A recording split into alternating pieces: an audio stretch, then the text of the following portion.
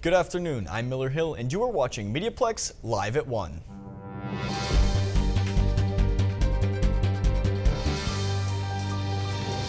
Improvements to Windsor parks are in the works and the city wants your output. Jillian Tomanix joins us to explain. Jill? Thank you, Miller. The City of Windsor will host an open house this evening to discuss improvements for parks. City staff will be on hand to discuss the revamp of 12 parks across the city. Planned improvements include new playgrounds, splash pads, parking lots, and trails. One city park user says parks are an important part of her and her pet's daily routine.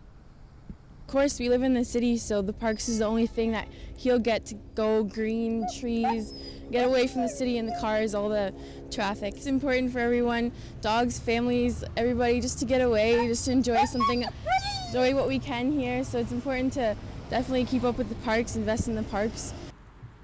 The open house will be held at Cogeco Club from 5 to 7 tonight. Back to you, Miller. Thank you, Jill. A local comedian passed away last Friday. Josh Haddon has been battling cancer since he was diagnosed in November of 2014. The funny man inspired other comedians, including those battling cancer. One of the comedians is Chris Mayu. Sean Frame caught up with him in the studio today. I'm here with local comedian Chris Mayu. So Chris, tell me about how Josh impacted your life. Josh was like a huge influence on my comedy.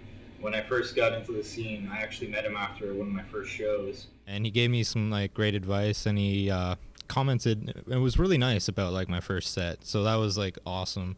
But he did a lot, because not only did he was he a founder for the Comedy Quarry, he also started the Border City Comedy Fest. Because of him, I was in my first competition, and because of him, I was in my first festival. So he impacted my life in a way very few people have. And how will he be remembered?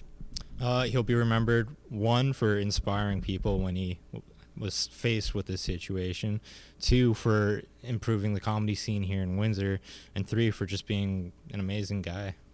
Well, thanks. That's all the time we have for today. Thanks for joining us, Chris, and I'll throw it back to you at the news desk. Josh Haddon's funeral will be held tomorrow in Ajax. The town of Essex has had issues with flooding for quite some time. Town Council requested money from the government to help with this flooding issue, but they were denied. That doesn't mean their plans will go down the drain. Shelby Hernandez tells us more. The town of Essex recently requested $2.8 million from the provincial and federal government to help fund sanitary sewer solutions, but were denied. Even though Essex was denied, money has been set aside in the budget to combat this issue. Mayor Ron McDermott says it is more than just a flooding issue, it's a health concern. The issues we have isn't just basement flooding, it's the health issue. There's literally crap, coming up people's systems in their basement, and this shouldn't be. When it rains, many residents in Essex, McGregor, and Harrow often have to be on constant supervision of their basements, worrying that what was supposed to go down and stay down may very well come right back up again. That is why the town of Essex went to the upper levels of government to try to get some help, hoping that this way they wouldn't have to worry about increasing taxes on the residents. Although the town of Essex Deputy Mayor Richard Malash says he understands the government has a lot of people to provide money to, he says he hopes the reasons for not choosing Essex does not have anything to do with who their representation is. I understand the province has got to try and pick and choose which priorities they think are the most important. I would hope, myself, that it does not have something to do with the fact that we are mostly represented, or all in the county represented in the city, by NDP representatives at the provincial level. Anyone who does have constant flooding in their homes do have the option to seek help from the town's Basement Flooding Protection Subsidy Program. For MediaPlex News Now, I'm Shelby Hernandez.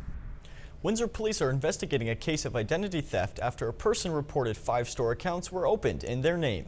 These accounts had an outstanding balance of more than $40,000.